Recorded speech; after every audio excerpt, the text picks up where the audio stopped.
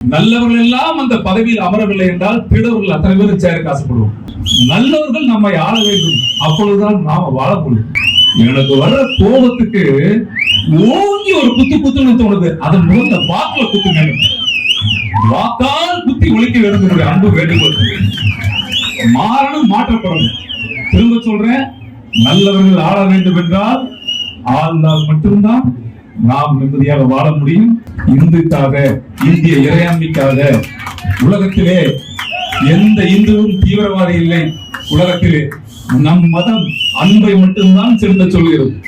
ஏதாவது வெட்ட சொல்லுச்சா, ஒன்னு அடிக்க சொல்லுச்சா, அடுத்தவனை சீர்குலைய சொல்லுச்சா? அன்பை மட்டும்தான் சொல்லிக் கொடுக்கிறது. அதுதான் கட்டமைப்பு. 1000 கடவுள்கள் நமக்கு, அம்மா, அப்பா, தாத்தா, சித்தப்பா, மாமா, மச்சாங்கிற மாதிரி 1000 விருதுகள் கடவுள்கள். இந்தியாவில் எனக்கு மொழி தெரியாது, எனக்கு தமிழ் மட்டும்தான் தெரியும்.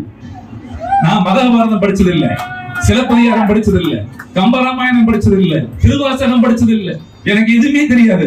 ஆனா நான் இந்து, என்ன படிச்சுதான் நீ வரணும்.